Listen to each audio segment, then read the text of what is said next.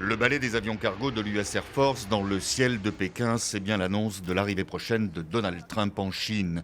Visite hautement sensible, reportée une première fois en raison de la guerre en Iran. Et le chef de la Maison-Blanche aiguise déjà ses armes diplomatiques. Tous les sujets seront sur la table, y compris le soutien américain à Taïwan. Vous savez, il y a beaucoup de soutien pour Taïwan de la part du Japon et de la part des pays de cette région. Est-ce que les États-Unis doivent encore leur vendre des armes? Eh bien, je vais avoir cette discussion avec le président Xi. Le président Xi voudrait que l'on arrête et j'aurai cette discussion. Taïwan, que la Chine considère comme l'une de ses provinces et qui a déjà menacé à plusieurs reprises de la reprendre, y compris par la force si nécessaire.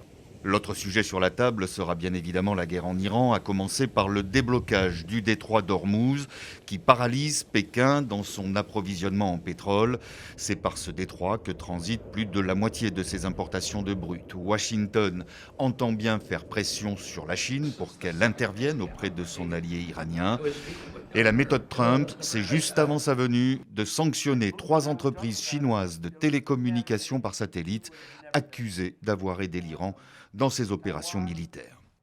La Chine s'oppose fermement aux sanctions unilatérales illégales qui ne reposent sur aucun fondement en droit international et n'ont reçu aucune autorisation du Conseil de sécurité des Nations Unies. Le jeu des sanctions, si cher à Donald Trump dans ses relations commerciales avec la Chine, ce sera le principal sujet de discussion après des mois de tensions liées aux droits de douane et aux restrictions dans les échanges entre les deux pays.